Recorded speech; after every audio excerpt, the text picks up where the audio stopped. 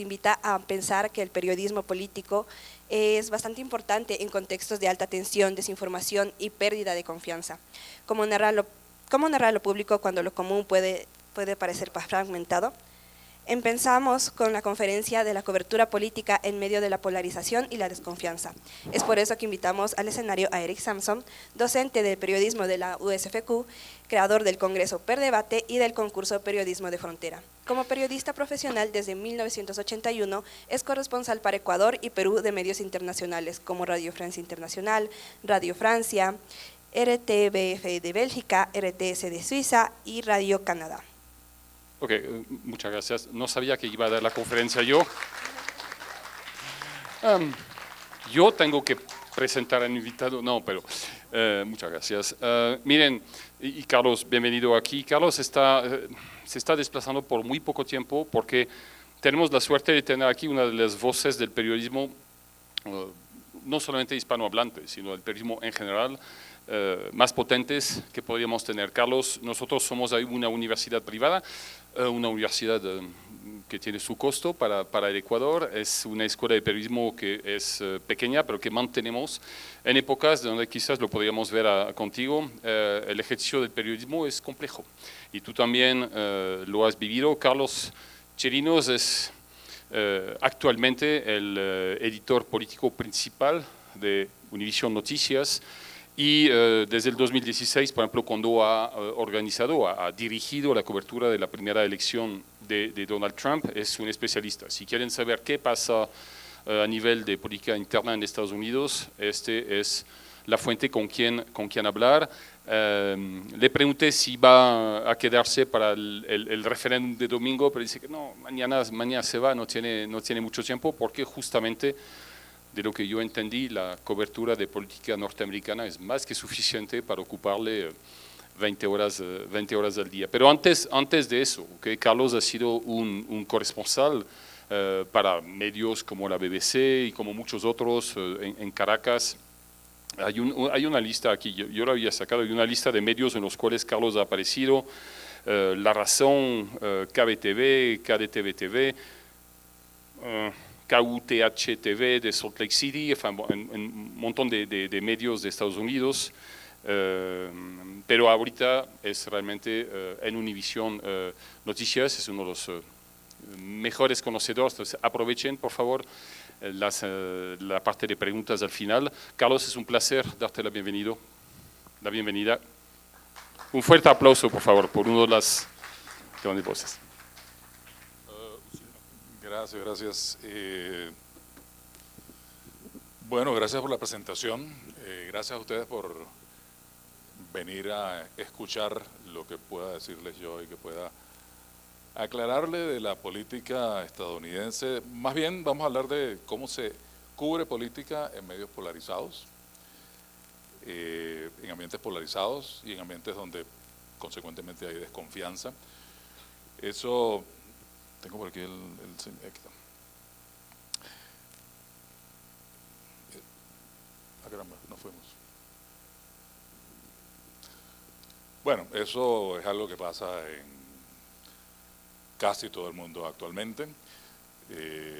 Los medios trabajamos en ambientes bastante hostiles, podríamos decirlo, a la hora de cubrir ciertas fuentes e incluso tratar con ciertos públicos, ¿no?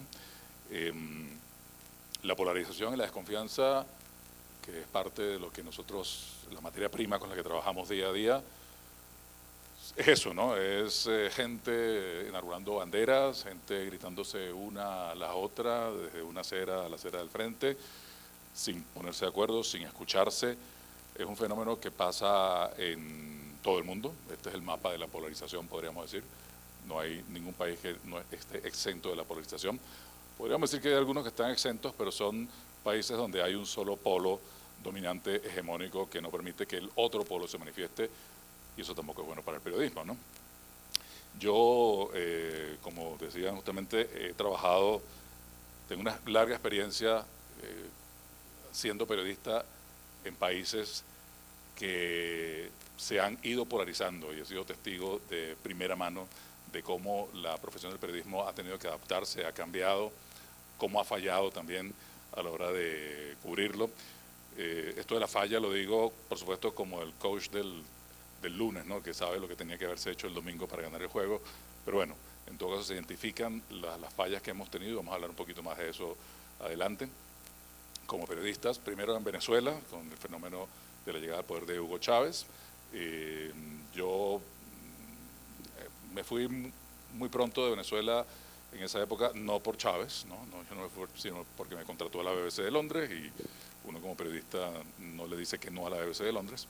Entonces, vi desde afuera un poco el proceso en Venezuela, pero volví como corresponsal en 2 ocasiones y estuve allí en puntos bastante álgidos, incluyendo el golpe de Estado de 2002, el paro petrolero, elecciones, referéndums, hasta incluso la muerte de Chávez, que fue la última cosa grande que cubrí ahí.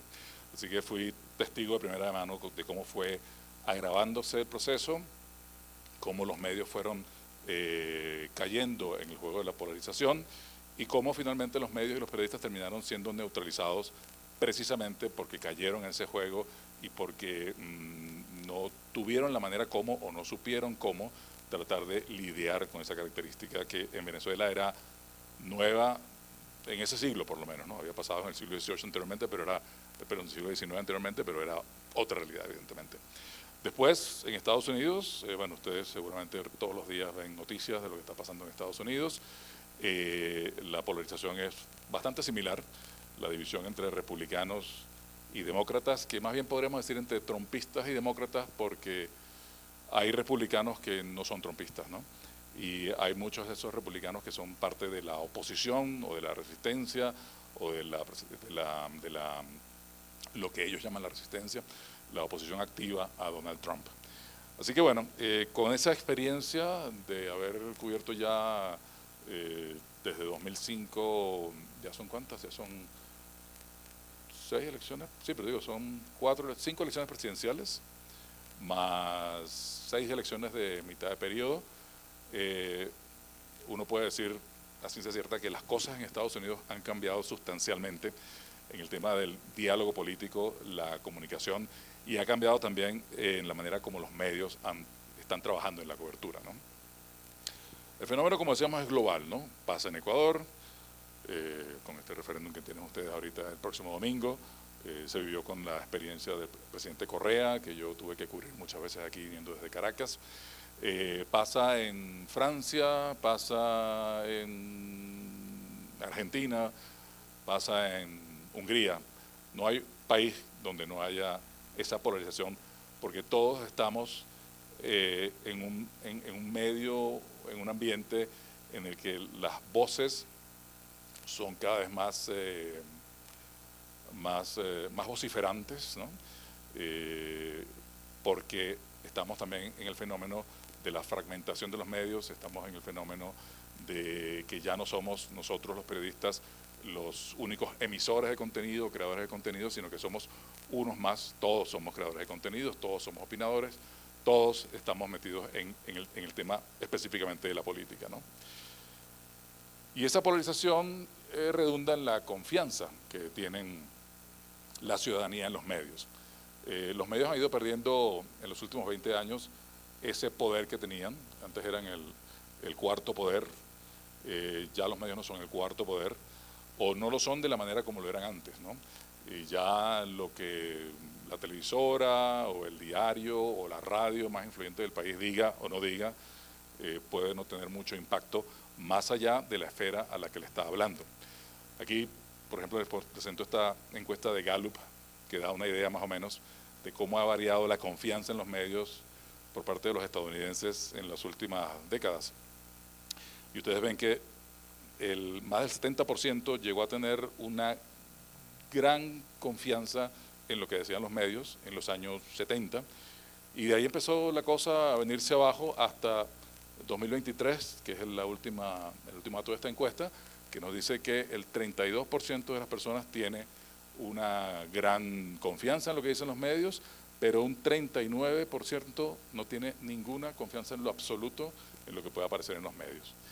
De los medios, ellos están hablando de los medios tradicionales, ¿no? Los medios legacy que llamamos, televisión, radio, prensa, porque hay otros medios que han surgido donde la gente sí está depositando su confianza, y es un fenómeno curioso que tenemos que observar y que vamos a hablar en un rato. Esa confianza, cuando en el caso de Estados Unidos la llevas a un nivel más micro y lo analizas aquí en esta encuesta del Pew Center sobre cómo los adultos estadounidenses, según se identifiquen como republicanos o demócratas, es decir, conservadores o liberales, ven los medios y qué confianza tienen, ahí ven también el mismo proceso. En el año 16, en términos generales, en el año 2016, el 82% de las personas creían las noticias locales, el 76% creía en las noticias nacionales y el 34% creía en los medios de social media, ¿no? En las redes sociales. Claro, año 16, hace 9 años ya de eso, en términos de tecnología eso es una barbaridad, porque los medios y las personalidades de medios han crecido, han cambiado, la manera como la gente se vincula con esos medios, la social media ha cambiado también, y ha ido en detrimento de los medios tradicionales. Si lo ven por de republicano o demócrata, la cosa, hay una diferencia muy sustancial, y el fenómeno de Estados Unidos es que los conservadores creen menos en los medios tradicionales. Curiosamente hay un medio que es Fox News, que no se define como tradicional, aunque es un medio tradicional como cualquiera, es la cadena, es la última gran cadena que se fundó en Estados Unidos, pero ellos han mantenido siempre un discurso como de outsider, ¿no? Ellos han mantenido el discurso de que nosotros no somos los medios tradicionales, como CNN, NBC, ABC, CBS, y han logrado vender esa idea a su público, siendo que son un medio tan tradicional como puede ser CNN. Pero es un medio que tiene un enfoque desde la derecha. A Fox, la mayoría de los conservadores sí lo siguen, pero no considera que sea un medio tradicional. El asunto es por qué la gente tiene esta desconfianza en los medios, por qué la gente está polarizada en Estados Unidos. Y la respuesta, bueno, puede ser muy variable según cada quien, pero en general es que la gente interpreta las cosas según las escucha, según sus creencias, según su percepción. La gente vive en lo que se llaman las cámaras de resonancia o las echo chambers, donde está permanentemente recibiendo información que refuerza lo que ya sabe. La gente, cuando digo la gente es una generalización excesiva, por supuesto, pero en general el público lo que quiere es saber que lo que ha pensado toda la vida no está tan equivocado, porque eso de estar equivocado es muy feo, ¿no? Entonces la gente le gusta escuchar algo dicho por alguien que tenga autoridad, o que esa persona le dé autoridad en todo caso, de manera que ratifique que siempre ha estado en lo correcto. Entonces, de esa manera, gracias a ese fenómeno exacerbado por las redes sociales y el famoso algoritmo que nos presenta información muy similar a la información que siempre hemos estado consumiendo, termina la gente aislándose y siendo impermeable a otras opiniones o a otras posiciones, ¿no? Por ejemplo, cuando uno leía periódico, yo no sé si alguno de ustedes llegó a leer periódico alguna vez, hojeó un periódico en casa. Cuando uno leía el periódico, no sé, yo recuerdo que yo pasaba por la página de deportes, que no era precisamente un tema que me apasionara a mí, y terminaba leyendo crónicas taurinas, ¿no? A mí no me gustan los toros, pero me gustaba la manera como describían las crónicas taurinas, era muy florido el lenguaje que usaban. Leía un artículo de alguien que de repente estaba en otra posición de otra posición ideológica a la que tenía yo, pero era porque abrías el periódico y estaba allí, ¿no? Te topabas con eso, ¿no? Podías pasarle por encima y no leerlo, por supuesto, pero estaba allí. En cambio, las redes ahora te evitan la molestia de tener que ver cosas que tú no quieres ver, ¿no? Y por eso es que la manera, según esta investigación del Pew Research Center, dice que los estadounidenses tienen diferente información e interpretan las cosas diferentemente, y son esas las razones básicas por las cuales están en desacuerdo en cosas básicas, ¿no? Cosas básicas como, por ejemplo, la defensa de la seguridad nacional, cosas básicas como la necesidad o no de aportar salud pública a los ciudadanos o a ciertos ciudadanos con necesidades. En fin, cosas que uno diría que en una sociedad están resueltas y están, digamos, más o menos hay un consenso. Esos consensos son cada vez más difíciles porque la gente no solamente interpreta la información de la manera que manda su experiencia y sus inclinaciones, sino que obtienen diferentes informaciones. Porque la misma cosa, evidentemente, puede ser presentada de una manera por un medio, o por una red social, o por un influencer, de una manera totalmente distinta a cómo lo presentaría un influencer, un medio, una red social de otra tendencia. Incluso hay informaciones que circulan en ciertos medios, digamos, liberales, tipo CNN o MSNBC, que no aparecen nunca en Fox y viceversa. Hay informaciones que aparecen en Fox que no aparecen nunca, o no aparecen con la misma importancia, no se les da el mismo peso. Y por tanto el que lo está escuchando, viendo, evidentemente, salvo que tenga interés en asomarse por una ventana y ver otras cosas, nunca va a estar expuesto a esa información. Esto es básicamente lo que resume lo que pasa en Estados Unidos, ¿no? El burrito que se ve ahí más o menos es el que representa a los demócratas, que son azules, y los republicanos son eso que no termina de ser un elefante, pero que, imagínense que tiene una trompa, es un elefante, y ese jaleo que está entre Fox y CNN, que son las principales cadenas de noticias, son cadenas de noticias de cable, por cierto, no son a señal abierta, y eso te indica también un poco el fenómeno. Fox y CNN no lo ve todo el público estadounidense, ¿no? Las cadenas que más se ven son ABC, CBS, NBC, que son cadenas de cables que tienen una posición informativa, podemos decir, más neutra. Eso de la neutralidad también tiene sus bemoles y podría discutirse, pero que son vistas como la manera más tradicional de presentar el periodismo, ¿no? La gente que ve CNN, Fox, y del lado de CNN también MSNBC, o del lado de Fox, One Nation y otras cadenas más pequeñas que han surgido en los últimos años, son gente que espera, como les decía, que sus creencias, sus posiciones y sus opiniones sobre el otro sean reforzadas por lo que aparece en esas pantallas, ¿no? Eso se le suma al fenómeno de las redes sociales, ¿no? Que ya tenemos con ellos que 18 años, 17 años con redes sociales, y las redes han hecho una cosa maravillosa que ha sido, las redes e Internet en general, ha sido democratizar la comunicación, pero a un costo, ¿no? Al costo de la fragmentación mediática, que es lo que estábamos hablando, en el que la gente usa ciertos medios y no otros, en el que la gente recibe ciertos mensajes y no todos, ¿no? En el que la gente termina metida en sus cámaras de resonancia, reforzando las opiniones que han tenido toda la vida sobre un punto y evitando o impidiéndoles que puedan moderar sus posiciones con opiniones distintas, ¿no? Eso nos ha hecho ser sociedades más aisladas, en el caso de Estados Unidos, en el caso de Venezuela, por ejemplo, por hablar de mi país original. Ese aislamiento se ve incluso a niveles familiares, ¿no? La polarización política ha hecho que haya familias o haya amigos que no se vean. No sé cómo está ese tema en Ecuador, pero en el caso de Venezuela, hay familias que no se hablan, hay amigos que ya no se ven. Me ha pasado a mí en mi grupo de amigos, hay amigos que simplemente no quieren hablar con el otro, y si acaso se ven, no hablan de política, hablan de cualquier otra cosa menos de política porque no quieren discutir, ¿no? En Estados Unidos, esta mañana estaba justamente haciendo el comentario, hace 5, 6, 10 años, cuando venía la cena de Acción de Gracias, los medios sacaban notas sobre cómo hacer para no fastidiarse en la cena de Acción de Gracias con el tío que cuenta chistes malos, ¿no? Cómo hacer para que, si te invitan a una cena de Acción de Gracias, no critiques el pavo si quedó medio crudo.